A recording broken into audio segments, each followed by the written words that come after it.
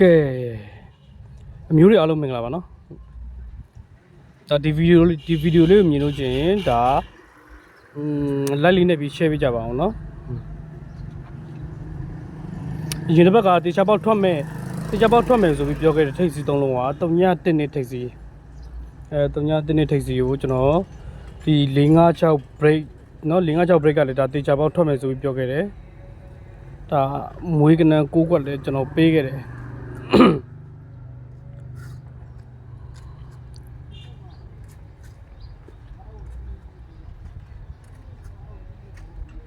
အဲ့တော့ဒီ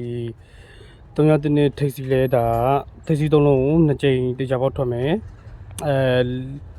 4-5-6 break ကို2ကြိမ်ဆင်းတယ်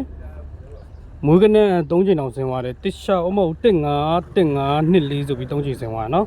ကဲဒါအခု12ရက်နေ့မှာ16ရက်နေ့အထိကိုဒါတေချာပေါက်ထွက်မဲ့ထိပ်စီသုံးလုံးနဲ့တေချာပေါက်ထွက်မဲ့ break သုံးလုံးငါမွေးကနန်း6ကွက်ကျွန်တော်ပေးမယ်တေချာလိုက်မှတ်ထားပါ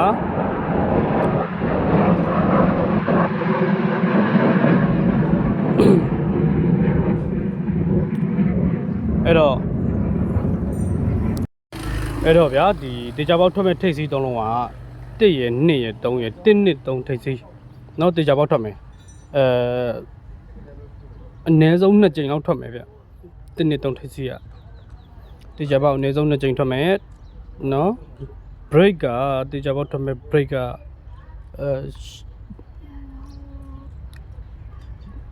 ထိပ်စီက1နှစ်3ကဲတော့ဒါဒီဗီဒီယိုလေးကို like လေးနဲ့ပြီးတော့ share ပေးကြပါဦးเนาะကျွန်တော်ရဲ့ channel လေးကိုလည်း subscribe လုပ်ပေးကြပါဦးကဲဒါထိပ်စီက1နှစ်3ထိပ်စီbreak က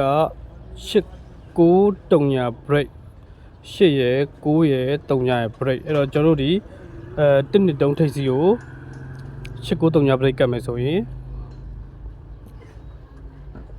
1-8နောက်1ရယ်1-9ရယ်1-8 1-9ရယ်2-6ရယ်2-9ရယ်2-8ရယ်နော်3-5ရယ်3-6ရယ်3-9ရယ်အဲ့တော့ဒါထိပ်စီသုံးလုံးကတေချာပေါက်ထွက်မဲ့ထိပ်စီသုံးလုံးအနည်းဆုံး2ကြိမ်တေချာပေါက်ထွက်မဲ့ break အနည်းဆုံး2ကြိမ်ထိပ်စီသုံးလုံးက1နှစ်3ထိပ် break က8-9-3 break နော်1နှစ်3ထိပ်စီ8-9-3 break 1-9-1-8 1-9 2-9 2-6 မဟုတ်2-9 2-6 2-8 3-5-3-6 3-9ကဲအားလုံးစင်မြကြပါစေကျွန်တော်ရဲ့